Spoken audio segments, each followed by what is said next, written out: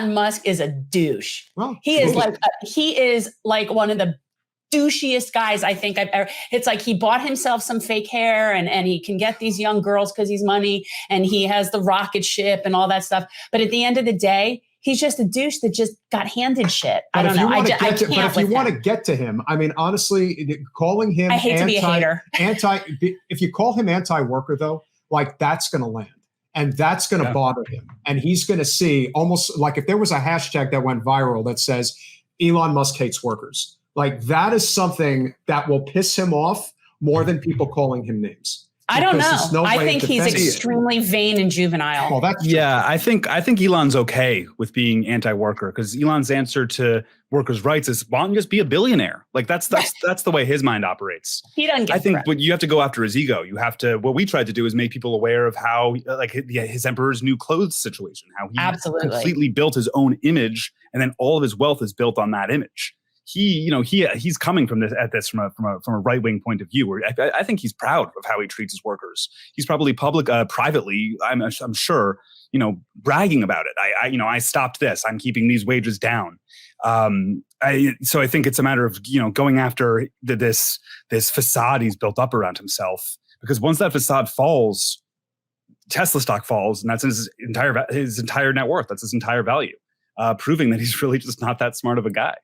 Yeah. And it is something that's practiced across the board by all these multinational corporations. I loathe Tesla. And so now we look at obviously what happened with Sam Bankman-Fried and FTX, but that lends itself to the issue, as Shai, as you point out, and we're going to pull it up right now. A lot of people were talking about Ticketmaster and what they were involved in. Price gouging is it's almost like a rite of passage in crony capitalism anyway.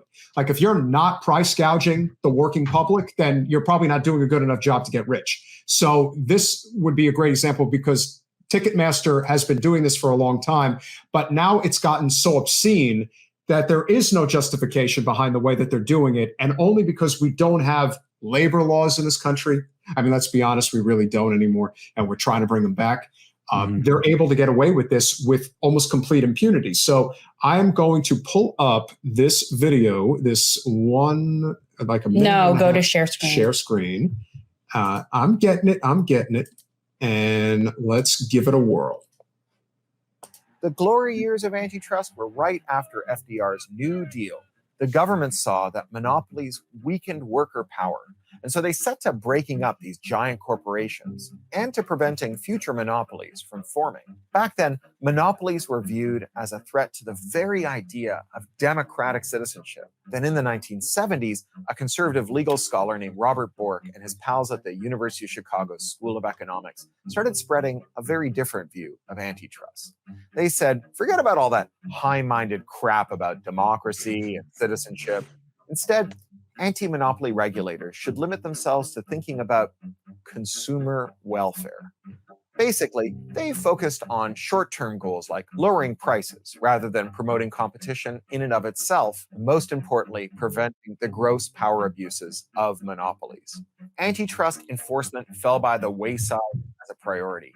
The Democratic Party platform didn't even mention antitrust once between 1992 and 2016.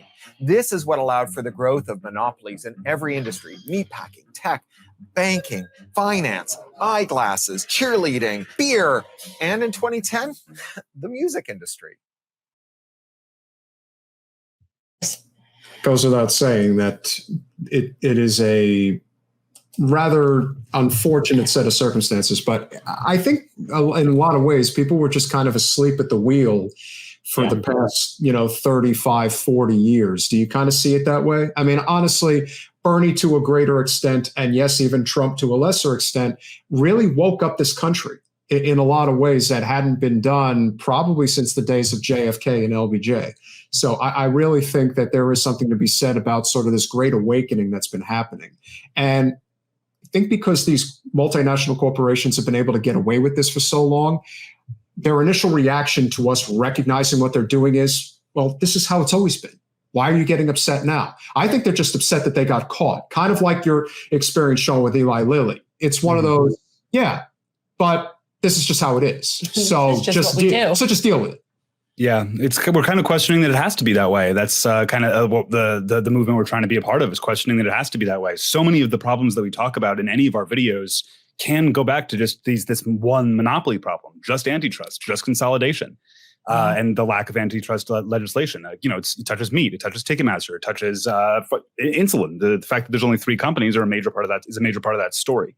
And people really have just kind of accepted it. And we're hoping to change people's associations with these companies so that when someone hears Ticketmaster, they think price gouging. In the same way, if you ask someone who's not politically informed, like, what do you think of Halliburton? They'll be like, oh, they're evil. Well, what does Halliburton do? They wouldn't know, but they still know Halliburton's bad, right? Yeah. And kind of creating those associations for people is also a part of the way we think of these pieces. Yeah. And that clip, I would say, probably maybe one of the less entertaining sections of the video, but I wanted to play that because, a lot of the video goes into like the Bruce Springsteen ticketing scandal, Taylor Swift, all this stuff. And like the people are curious about, they've heard about it in the news, they've experienced it themselves. But like that section that goes through the history is kind of like what we like to do in classroom videos, is Trojan horse a little bit of like, U.S. government history into like something that is happening in the news that you're curious about. And then we're going to give you a little bit of educational background and context to go along with it. That places it within a larger, systemic kind of deregulatory kind of state that we're in. Right, like someone clicks on a thumbnail that has a picture of Bruce Springsteen and Taylor Swift, and then all of a sudden they're learning about the New Deal. Exactly. I love that. I love that. I think, and I love what you guys are doing. I mean, I, from time to time, will whip out, I've got my little Constitution, and I'll whip out and do some sort of civics lesson, on the fly. But I think it's very important. And if you don't tie it to things like where you can put a headshot of Taylor Swift on a thumbnail, then unfortunately you will get lost in the media situation now is such that I don't mind doing things for getting attention for the greater good. We don't cover stuff because it's click worthy, but will I use a picture to get somebody onto something that I think is, an important issue?